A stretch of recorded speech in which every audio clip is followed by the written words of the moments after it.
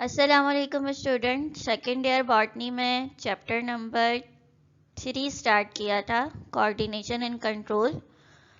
इसका आज हम लेक्चर नंबर 3 डिस्कस करेंगे। इसके अंदर हम जो है वो प्लांट हार्मोन को पढ़ेंगे, यानी वो टॉपिक्स जो रिड्यूस सिलेबस में कट गए थे उनको आज कवर करेंगे। प्लांट हार्मोन किसे कहते हैं? ऐसे केमिकल सब्सटेंसेस जो प्लांट प्रोड्यूस करे और उनका कुछ ना कुछ इफेक्ट हो प्लांट की ग्रोथ और डेवलपमेंट में। इन केमिकल सब्सटेंसेस को हम फाइटो हार्मोन या प्लांट हार्मोन कहते हैं। यानी कुछ केमिकल सब्सटेंसेस प्रोड्यूस हो रहे हैं प्लांट की बॉडी के अंदर और वो क्या कर रहे हैं, प्लांट की ग्रोथ इंक्रीज कर रहे हैं, यानी उसका साइज इंक्रीज कर रहे हैं। इसके साथ साथ डेवलपमेंट, वो प्रोसेस जिसके अंदर जो है वो जाइगोट से लेकर नए प्लांट बनने तक जितने भी चेंजेस आएंगे वो तमाम डेवलपमेंट कहलाएगा। यानी जाइगोट जो है वो कन्वर्ट होगा नए प्लांट में और इस प्लांट तक बनने में जितने भी चेंजेस आएंगे वो तमाम डेवलपमेंट कहलाएगा। तो कुछ केमिकल सब्सटेंसेस हैं जो प्लांट की ग्रोथ और डेवलपमेंट दोनों में इन्वॉल्व हो रहे हैं, उनको हम फाइटो हार्मोन या प्लांट हार्मोन कह रहे हैं। एक और डेफिनेशन है इसकी कि कुछ नेचुरल सब्सटेंसेस हैं जो प्लांट प्रोड्यूस कर रहा है और वो तमाम जो है वो प्लांट की एक्टिविटीज़ को कंट्रोल कर रहे हैं, यानी प्लांट की ग्रोथ को बढ़ा रहे हैं। कुछ ऐसे केमिकल सब्सटेंसेस हैं जो टिप के रीजन पे प्रोड्यूस हो रहे हैं, तो वो क्या कर रहे हैं, प्लांट की लेंथ बढ़ा रहे हैं। इसी तरह कुछ ऐसे सब्सटेंसेस हैं जो ओवरी के अंदर प्रोड्यूस हो रहे हैं और वो क्या करवा रहे हैं, फ्रूट की फॉर्मेशन करवा रहे हैं। तो डिफरेंट एक्टिविटीज़ को रेगुलेट कर रहे हैं। अगर कोई ऐसा केमिकल सब्सटेंसेस है प्लांट स्ट्रेस कंडीशन में है तो वो प्लांट के स्टोमेटा को क्लोज कर देगा। अब ये सब्सटेंसेस जो हैं वो प्रोड्यूस हो रहे हैं एक पार्ट में और ट्रांसफ़र हो रहे हैं किसी दूसरे पार्ट में, जहाँ जो है वो उनको कोई स्पेसिफिक फंक्शन परफॉर्म करना है। जैसे एक हार्मोन है ऑक्सिन जो कि टिप पे प्रोड्यूस हो रहा है। अब पार्थिनोकार्पी का प्रोसेस हो रहा है, ओवरी के जो वॉल्स के सेल हैं ऑक्सिन इनको भी डिवाइड करेगा, यानी ये टिप के रीजन से मूव करता हुआ इस ओवरी के वॉल के सेल की तरफ आ रहा है और क्या करवा रहा है, ये फ्रूट की फॉर्मेशन करवा रहा है। तो किसी एक जगह पर प्रोड्यूस हो रहा है और ट्रांसफ़र हो रहे हैं किसी दूसरे पार्ट के अंदर और वहाँ कोई स्पेसिफिक फंक्शन परफॉर्म कर रहे हैं।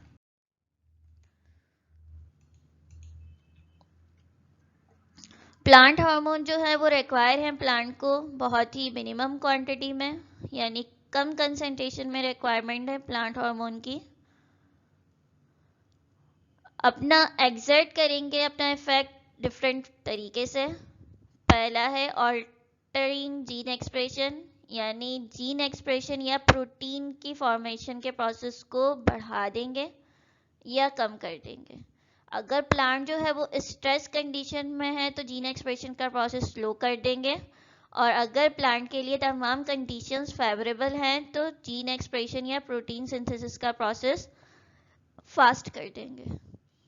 एक्टिवेट या इनहिबिट कर देंगे एंजाइम को, यानी कुछ एंजाइम्स को एक्टिवेट करवा देंगे जो जिनका फंक्शन के लिए ज़रूरत होगी, और अगर प्लांट स्ट्रेस कंडीशन में है तो कुछ एंजाइम्स की एंट्री जो है वो ब्लॉक करवा देंगे।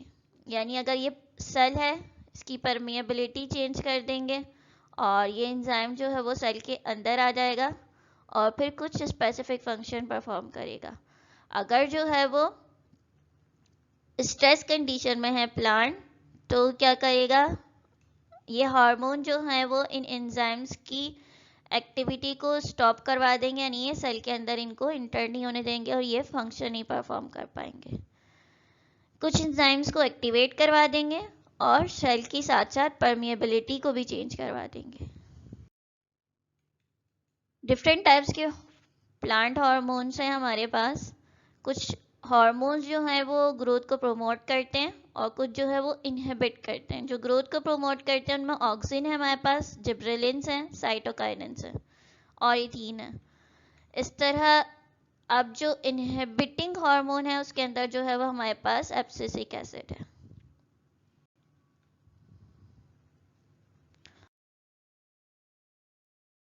ऑक्सिन को डिटेल में पढ़ेंगे। ऑक्सिन जो है वो एक टर्म है जो कि ग्रीक वर्ड ऑक्सीन से ड्राइव हुआ है, जिसका मतलब है ग्रो या इंक्रीज करना। पहला हार्मोन है जो कि सबसे पहले डिस्कवर किया गया था और बहुत इंपॉर्टेंट रोल प्ले करता है ये प्लांट की ग्रोथ और डेवलपमेंट में।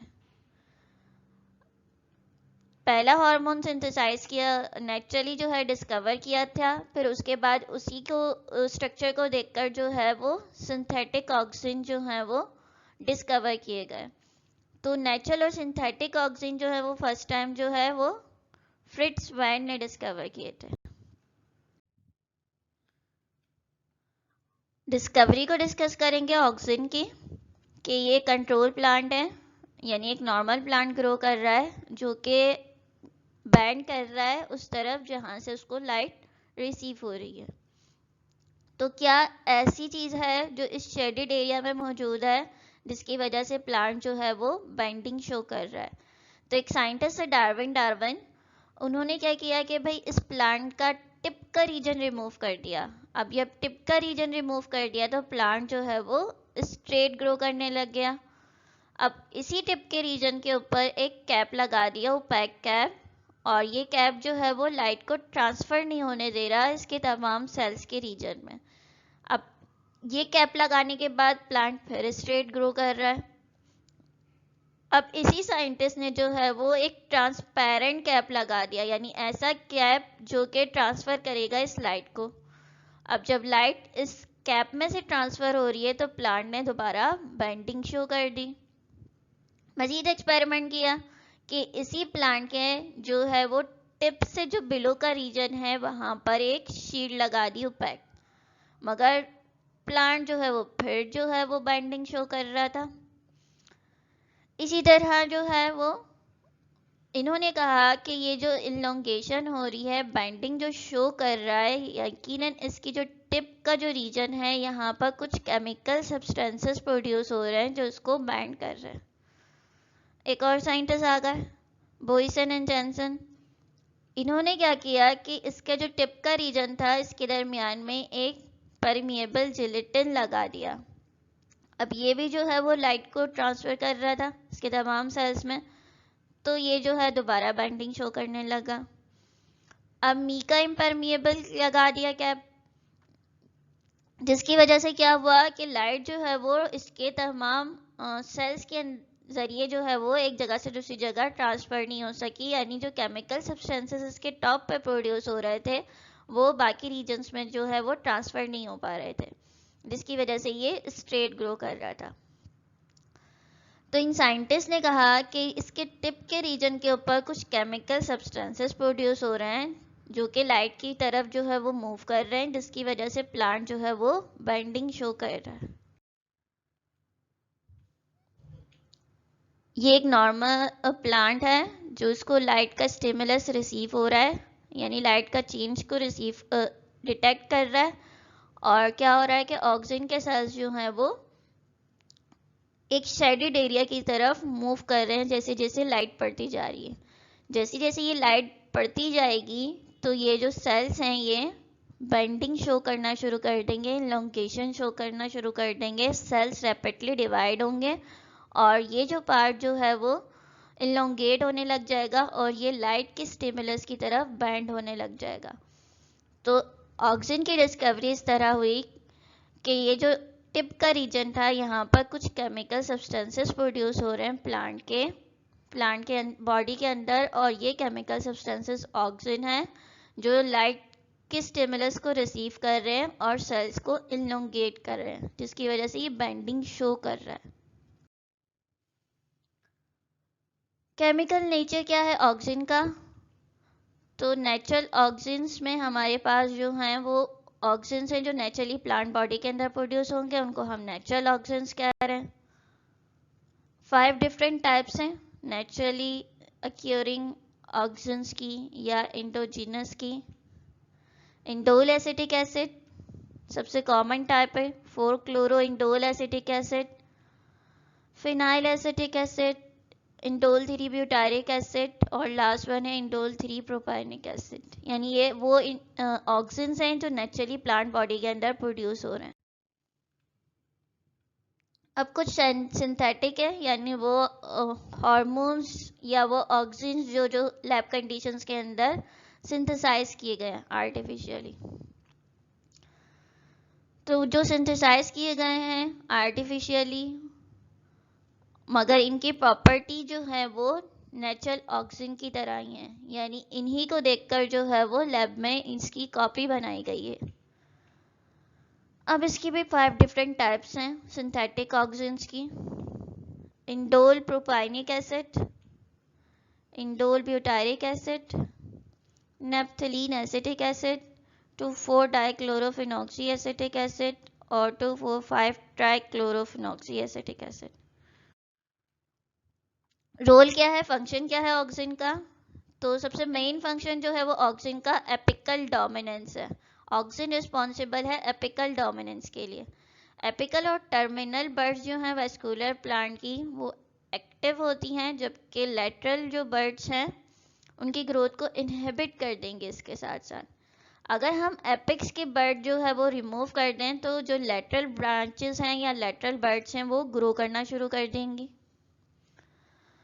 एपिकल डोमिनेंस जो है वो हाई कंटेंट की वजह से होता है ऑक्सीजन के, जो कि एपिकल बर्ड्स में प्रोड्यूस हो रही हैं लेटरल बर्ड्स के मुकाबले में।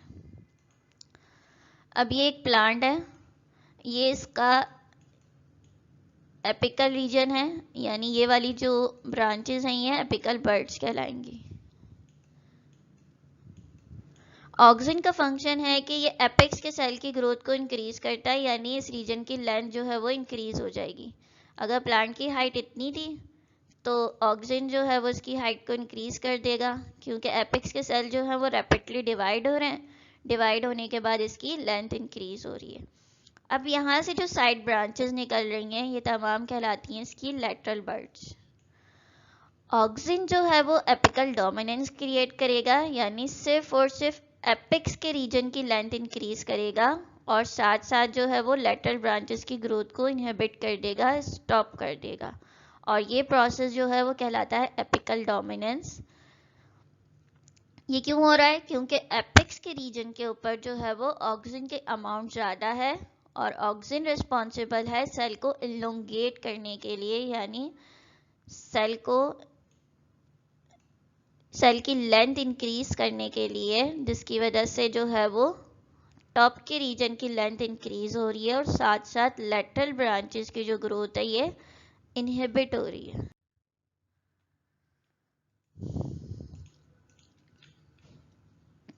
ये टॉप का रीजन है एपिकल बर्ड्स हैं और ये जो साइड की ब्रांचेस हैं ये लेटरल बर्ड्स हैं। अब यहाँ पर दिखाया गया है कि इन्होंने एपिकल बर्ड्स को रिमूव कर दिया, तो यहाँ लेटरल बर्ड्स जो थी, लेटरल ब्रांचेस जो थी उनकी ग्रोथ इतनी बढ़ नहीं रही थी। जैसे ही टॉप का रीजन रिमूव कर दिया तो साइड से लेटरल ब्रांचेस जो हैं वो निकलना शुरू हो गई। सेल डिवीजन और सेल इलोंगेशन को प्रमोट करेगा, इंपॉर्टेंट रोल है। ऑक्सीजन प्राइमरी और सेकेंडरी ग्रोथ में इन्वॉल्व होगा, क्योंकि जो कैम्बियम के सेल्स हैं उनको रैपिडली डिवाइड करेगा। प्राइमरी ग्रोथ हम कहते हैं कि प्लांट की लेंथ का इंक्रीज होना, यानी अगर प्लांट की हाइट इतनी है तो एपेक्स के सेल डिवाइड होंगे और इसकी लेंथ बढ़ जाएगी। सेकेंडरी ग्रोथ कहते हैं कि प्लांट की लेंथ तो प्राइमरी में इंक्रीज हो गई, अब जो है इसका डायामीटर इंक्रीज होना ये सेकेंडरी ग्रोथ कहलाता है। अब प्राइमरी और सेकेंडरी दोनों ग्रोथ में इन्वॉल्व हो रहे हैं। कैसे? कि कैम्बियम के सेल्स को डिवाइड कर रहे हैं। कैम्बियम के सेल जब डिवाइड होंगे तो नए टिश्यूज प्रोड्यूस करेंगे आउटर और इनर साइड पे, यानी सेकेंडरी जाइलम और सेकेंडरी फ्लोएम प्रोड्यूस करेंगे, जिससे नए टिश्यूज की फॉर्मेशन होगी और प्लांट की गिर्थ इंक्रीज होगी, डायामीटर इंक्रीज होगा। ऑक्सीजन जो है वो स्टिमुलेट करेगा वॉल लूजिंग फैक्टर को, यानी इलास्टिन कर देगा इनकी सेल की सेल वॉल को। जब सेल की परमिएबिलिटी चेंज हो जाएगी तो ये कुछ सब्सटेंसेस को जो है वो अलाउ करेंगे सेल के अंदर आने की परमिशन दे देंगे, जिससे जो है वो एंजाइम्स अपना फंक्शन परफॉर्म करेंगे। अगर ऑक्सिन जिब्रेलिन एक और तरह का हार्मोन है इसके साथ प्रेजेंट होगा तो इफेक्ट जो है वो सेल डिवीजन और सेल इनलार्जमेंट का स्ट्रॉन्ग होगा। और अगर ऑक्सिन साइटोकाइनिन के साथ इक्वल अमाउंट में प्रोड्यूस होगा तो ये फॉर्मेशन करवाएंगे जाइलम टिश्यूज की। अगर ऑक्सिन और जिब्रेलिन दोनों मौजूद हैं तो सेल डिवीजन और इलोंगेशन का प्रोसेस जो है वो स्ट्रॉन्ग होता जाएगा, यानी सेल एक तो रैपिडली डिवाइड होंगे, डिवाइड होने के साथ इलोंगेट भी होना शुरू हो जाएंगे। अब ऑक्सिन और साइटोकाइनिन ये दूसरी तरह का हार्मोन है, अगर इन दोनों का अमाउंट इक्वल हो जाएगा तो ये जाइलम टिश्यूज की फॉर्मेशन करवाएंगे, यानी वो टिश्यूज जिनका फंक्शन क्या है वाटर और मिनरल को ट्रांसपोर्ट करने का।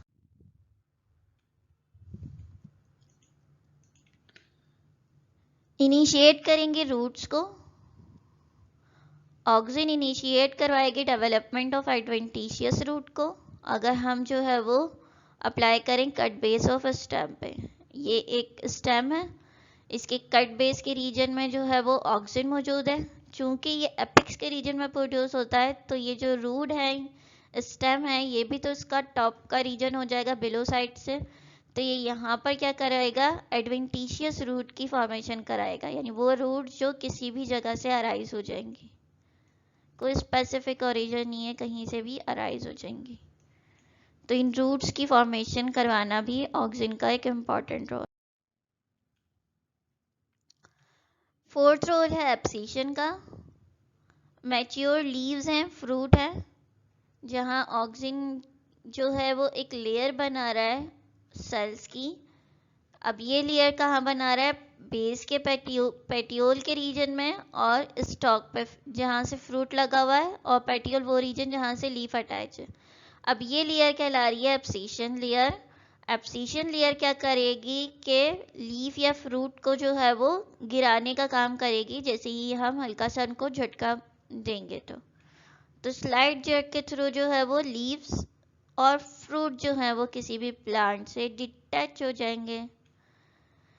ये इसका स्टेम है, ये पेटियोल है, यानी वो स्टॉक जहां से लीफ जो है वो अटैच हुआ हुआ है इस स्टेम के रीजन पे।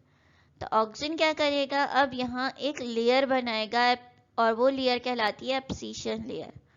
ये एब्सिशन लेयर क्या करेगी कि जितना भी फूड मटेरियल प्रिपेयर हो गया है वो इसको इस रीजन में नहीं जाने देगी, और यहाँ का फूड मटेरियल जो है वो यहाँ नहीं जाने देगी, यानी ये एंट्री जो है वो फूड मटेरियल की ट्रांसपोर्ट जो है वो ब्लॉक करवा देगी। जब ये ब्लॉक हो जाएगी एब्सिशन लेयर के ज़रिए तो ट्रांसपोर्ट हो नहीं रही, फूड मटेरियल मिल नहीं रहा, तो अब ये जो लीफ है वो डिटैच हो जाएगा, हल्का सा भी झटका लगेगा या हल्की सी भी जो हवा तेज चलेगी तो ये जो है लीफ डिटैच हो जाएगा। अब इसी तरह इसमें दिखाया गया है कि ये स्टेम है, ये पेटियोल है और ये लीफ है, और ऑक्सिन सिंथेसाइज होगा यहाँ पर, और ऑक्सिन जो है वो एक लेयर बना देगा, ये लेयर एब्सिशन लेयर कहलाएगी, और ये लेयर जो है वो ब्लॉक करवा देगी ट्रांसपोर्ट को इस रीजन से और इस रीजन से, जिससे क्या होगा कि ये लीफ है या इसी तरह अगर कोई फ्रूट लगा हुआ है किसी भी स्टॉक से तो यहाँ पर एब्सिशन लेयर बन जाएगी और ये फ्रूट को ड्रॉप करवा देगी।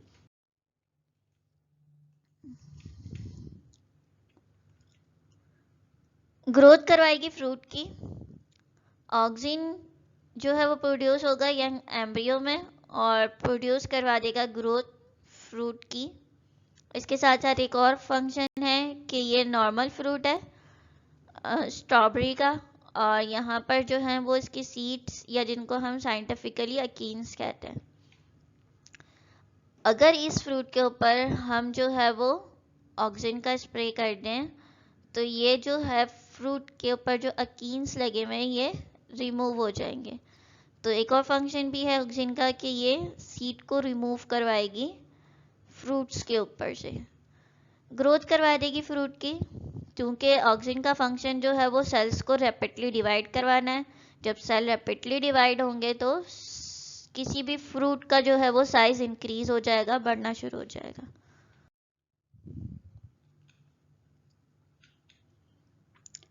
पार्थिनोकार्पी में इन्वॉल्व हो रहे हैं।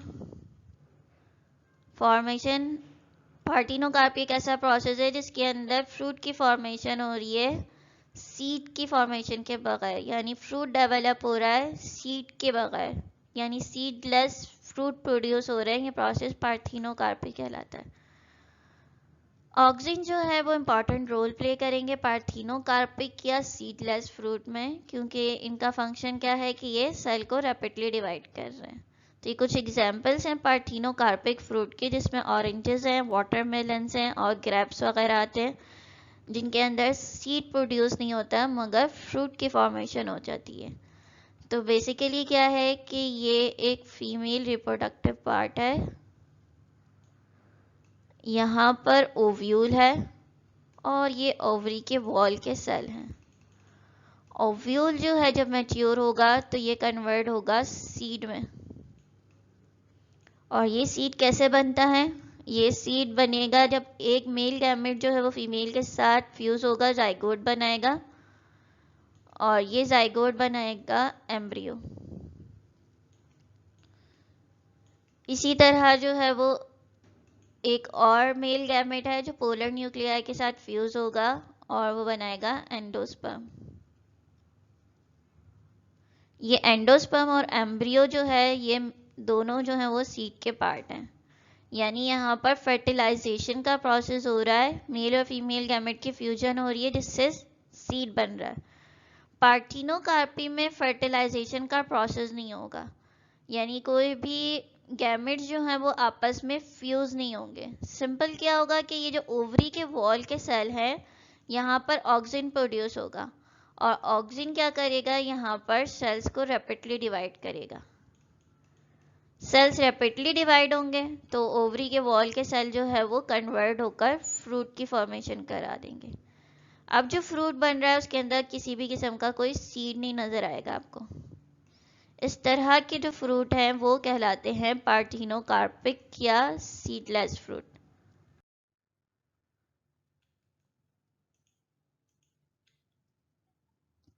डिले कराएगा लीफ सेनेसेंस को। सेनेसेंस एक प्रोसेस है जिसको एजिंग का प्रोसेस भी कहते हैं। ऑक्सिन डिले करेगा सेनेसेंस को लीफ में, क्योंकि ये प्रिवेंट करेगा इनका जो क्लोरोफिल का कंटेंट है उसको डिग्रेड होने से, यानी ये एजिंग के प्रोसेस से बचाएगा, डिले कर देगा एजिंग के प्रोसेस को। यानी इनके लीफ के अंदर जो क्लोरोफिल का पिगमेंट है उसको डिग्रेड होने से बचाएगा और लीफ जो है वो फ्रेश और हेल्दी रहेंगे। इस तरह जो है वो ख़राब नहीं होंगे या इनके अंदर दूसरे पिगमेंट्स जो है वो डोमिनेट नहीं करेंगे। एजिंग में क्या होगा कि ये हेल्दी लीफ है, हेल्दी लीफ के अंदर क्लोरोफिल मौजूद है। जब ये क्लोरोफिल का पिगमेंट डिग्रेड हो जाएगा तो दूसरे पिगमेंट्स जो हैं वो डोमिनेट कर जाएंगे, जिसकी वजह से डिफरेंट कलर्स के जो हैं वो लीफ नज़र आएंगे और एक वक्त आएगा कि ये लीफ प्रॉपर फंक्शन नहीं परफॉर्म कर पाएगा और फिर इसकी डेथ हो जाएगी। ये सेनेसेंस का प्रोसेस कहलाता है। ऑक्सिन जो है वो डिले कर रहा है इस सेनेसेंस के प्रोसेस को। कैसे कि इन लीफ के अंदर जो क्लोरोफिल का पिगमेंट मौजूद है ये इसको डिग्रेड नहीं होने दे रहा, जिसकी वजह से लीफ जो है वो फ्रेश रहेंगे।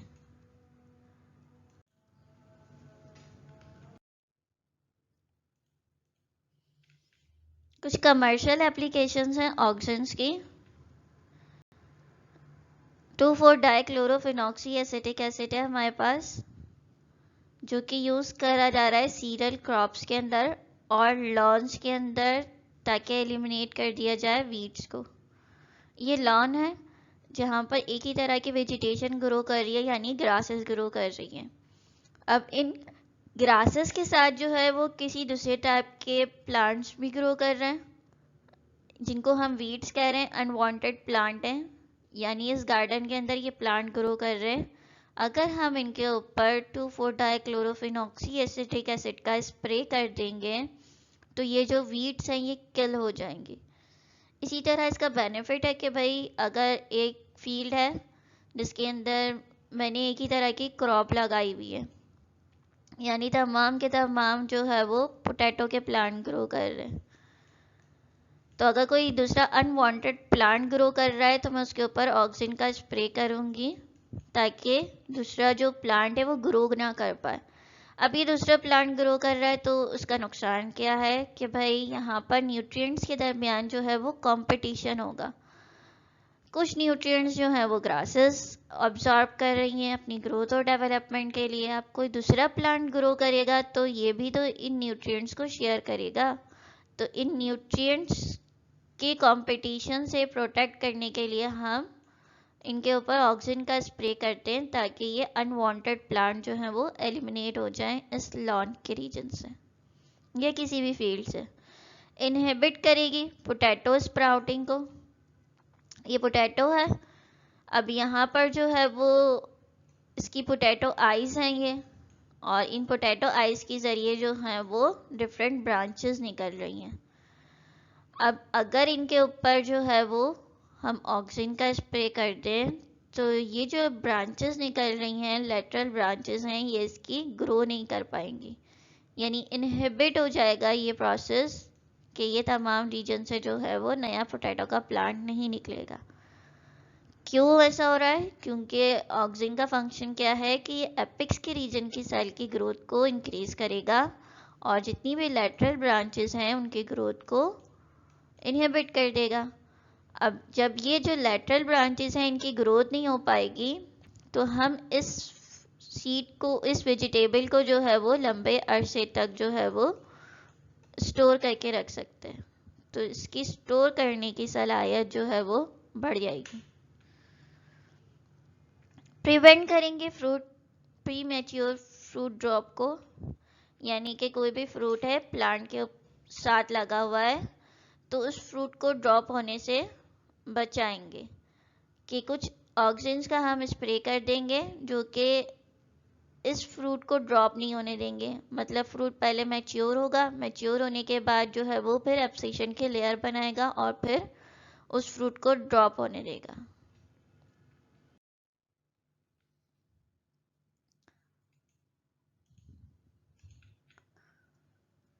इंडोल एसिटिक एसिड है कमर्शियल एप्लीकेशंस में हमारे पास, जो कि प्रोमोट करता है एडवेंटिशियस रूट को और यूनिफॉर्म साइज बनाएगा किसी भी फ्रूट का या फ्लावर की ग्रोथ कराएगा। एडवेंटिशियस रूट है कि अगर ये कट कर दिया है कोई भी स्टेम तो यहाँ पर ऑक्सीजन प्रोड्यूस होंगे और ये एडवेंटिशियस रूट बनाएंगे, यानी बहुत सारी रूट्स अराइज होंगी डिफरेंट पोजीशन से।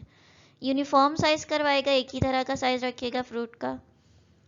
हेल्प करेगा फॉर्मेशन में अनडिफरेंशिएटेड मास को, जिसको हम कैलस कह रहे हैं। जब टिश्यू कल्चर के दौरान जो है वो हम किसी भी टिश्यू को जो है वो कल्चर मीडियम के ऊपर रखते हैं तो यहाँ पर टिश्यूज जो हैं वो रैपिडली डिवाइड होते हैं। डिवाइड होने के बाद जो है वो एक मास बना लेते हैं अनडिफरेंशिएटेड टिश्यूज का, यानी यहाँ पर कोई स्पेसिफिक फंक्शन नहीं है इन टिश्यूज का, यहाँ पर सिर्फ एक ही फंक्शन है कि इनका सेल को डिवाइड करना है। अब अगर हम इसमें ऑक्सीजन की सप्लाई कर दें इस टिश्यू के अंदर यानी कैलस के अंदर, तो फिर यहाँ फंक्शन आ जाएगा कि ये एपेक्स के रीजन की सेल को इंक्रीज कराना शुरू कर देंगे। थर्ड है हमारे पास इंडोल प्रोपायोनिक एसिड। ये हेल्प करेगा डेवलपमेंट में पार्थिनोकार्पिक फ्रूट को, यानी ऐसे फ्रूट को जिसके अंदर फर्टिलाइजेशन का प्रोसेस नहीं हो रहा और जो है वो सीडलेस फ्रूट है। ओवरी के वॉल जो है वो रैपिडली डिवाइड हो रहे हैं, डिवाइड होकर जो है वो कन्वर्ट हो रहे हैं टिश्यू के अंदर। यहाँ तक जो है वो हमारा ऑक्सीजन का टॉपिक जो है वो कंप्लीट हो गया है। एग्जाम के अंदर जो है वो क्वेश्चन इस तरह आ सकता है कि फाइटो हार्मोन को आपने डिफाइन करना है, फिर उसके बाद ऑक्सीजन का जो है वो केमिकल नेचर बताना है, यानी सिंथेटिक और नेचुरल दोनों ऑक्सीजन को डिस्कस करना है। डिस्कस करने के बाद इसके फंक्शन को डिस्कस करना है, फिर इसकी कमर्शियल इंपॉर्टेंस आ जाएगी। अब फंक्शन के अंदर जो इम्पोर्टेंट फंक्शन है वो इसका है एपिकल डोमिनेंस का, यानी ऑक्सीजन का जो मेन रोल है वो एपिकल डोमिनेंस का है। एपिक्स के सेल की लेंथ को इंक्रीज करेगा जबकि लेटरल ब्रांचेस की ग्रोथ को इनहिबिट कर देगा। तो जब ऑक्सिन का क्वेश्चन आ जाए तो आपने केमिकल नेचर, रोल और कमर्शियल इम्पोर्टेंस, ये तमाम चीज़ें जो है वो डिस्कस करनी है। और ऑक्सिन सिंथेटिक और नेचुरल ऑक्सीजन के नाम भी लिखेंगे आप। तो ये टॉपिक जो है वो अच्छे से प्रिपेयर कर लीजिएगा एग्ज़ाम के लिए। खुदा हाफिज़।